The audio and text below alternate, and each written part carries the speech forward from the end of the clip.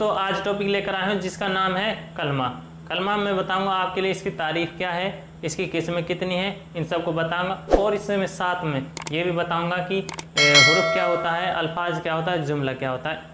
इन चीज़ों को भी आप इसी टॉपिक पे सीख जाएंगे, क्योंकि इससे जुड़े हुए ये टॉपिक है और ये इसी में ये इसकी सारी बातें यहाँ पर मैं बताऊँगा, क्योंकि आने वाले इम्तिहान के लिए ये बहुत ही अच्छा टॉपिक होगा आपके लिए। क्योंकि अब चाहे आप किसी भी इम्तिहान की तैयारी कर रहे हो, उसमें ये टॉपिक आएगा ज़रूर। तो चलिए करते हैं शुरुआत, तो देखते रहिए। कलमा।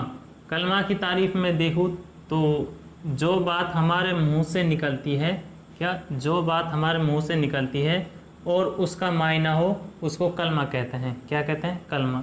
कहने का मतलब ये है, जब भी हम कोई बात कह रहे हैं उसके साथ में उसका मायना निकलना हो, यानी मायना निकलता हो, तो वह क्या है? कलमा है, यानी वह शब्द है। और जिसका मायना नहीं निकलता वह कलमा में नहीं होगा। तो चलिए, पूरा कलमा क्या है? पूरा कलमा अल्फाज की मदद से, किसकी मदद से? अल्फाज की मदद से। पूरा कलमा अल्फाज की मदद से और अल्फाज हुरूफ की मदद से। किसकी मदद से? हुरूफ की मदद से अच्छा बनता है। जब कई अल्फाज एक साथ मिल जाते हैं तो लफ्ज़ बन जाता है। क्या बन जाता है? जब कई हुरूफ एक साथ मिल जाते हैं तो वे क्या बनाते हैं? एक कलमा बनाते हैं। जैसे नून मीम काफ, तो एक कलमा बन गया। यहाँ पर क्या बन गया? नमक। आइन काफ लाम, ये क्या बन गया? अकल। तो यहाँ पर एक ये बन गया शब्द। इसे हम कह सकते हैं हिंदी में अगर मैं कहूँ तो इसे कहते हैं शब्द। अच्छा, अब इससे आगे देखते हैं हम। जब कई अल्फाज मिल जाते हैं वो जुमला बनाते हैं। क्या बनाते हैं? जुमला। जैसे अकरम जहनी लड़का है। क्या है? अकरम जहनी लड़का है। तो ये क्या होगा? शब्द, और ये होगा जुमला। अच्छा, अब यहाँ समझ लीजिए जुमला किसे कहते हैं। हिंदी में जुमले को कहते हैं वाक्य और कलमा को कहते हैं क्या? शब्द। तो यहाँ तक की बातें हुई ये, जहाँ पर अल्फाज जुड़ रहे हैं, यानी जहाँ पर शब्द जुड़कर एक वाक्य बना रहे हैं, वह होगा जुमला। तो ये यहाँ पर अल्फाज और जुमले, इसके बारे में बताइए, इसकी तारीफ होगी। अच्छा, अब समझिए इससे आगे कि इसकी किस्में कितनी हैं। इसकी किस्में और देख लेते हैं।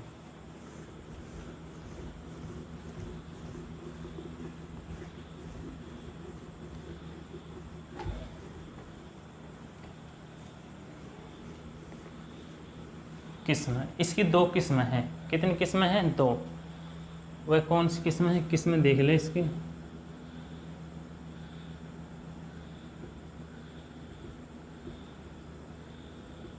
किस्में हैं दो। कौन सी है? एक होगा कलमा। क्या? कलमा। अच्छा, और साफ दस, ये होगा कलमा या मौजू।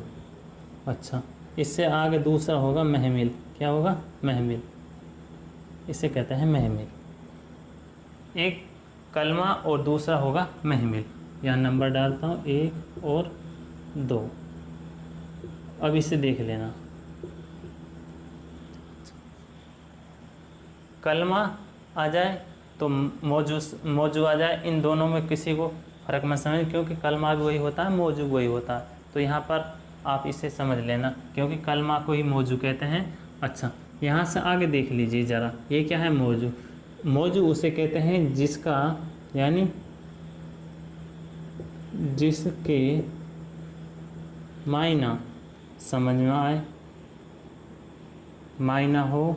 क्या हो? मायना हो, उसे कहते हैं हम मौजू। और जिसका कोई मायना नहीं होता, जिसका कोई मायना न हो। क्या? जिसका कोई मायना न हो उसे कहते हैं महमिल। क्या कहते हैं? महमिल। अब यहाँ समझ लीजिए, ये क्या है? कुर्सी। अच्छा, इससे आगे और लिखूँ मैं, ये क्या है? किताब। क्या है? किताब। अच्छा, और आगे लिखूँ मैं पानी। और चाय, समझ में आ रहा? कुर्सी, किताब, चाय, पानी।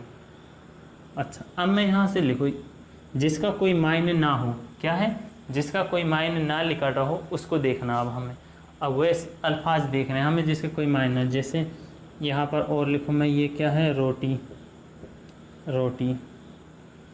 अब यहाँ पर देखेंगे इसका मायना, जैसे पानी का क्या होगा, वानी, पानी का वानी, और रोटी का वोटी। अच्छा, जैसे सड़क है, सड़क का क्या हो जाए, वड़क। तो ये इस तरह के क्या हैं, ये ऐसे मायने, ऐसे अल्फाज हैं जिनका कोई मायना नहीं होता, तो यही किस में जाएंगे, महमिल में, और जिसका मायना होता है वे किस में जाएंगे, मौजू में। तो यहाँ तक कि इसकी 2 किस्में हैं। जैसे आपसे पूछ रहे कि कलमा किस्में कितनी हैं, तो आप कलमा किस्म बता सकते हैं कि कलमा किस्में 2 हैं। जैसे ये पहला है कलमा या मौजू और दूसरा है महमिल। और इसे अब मैं आपको और बताऊँ तो इसे कहते हैं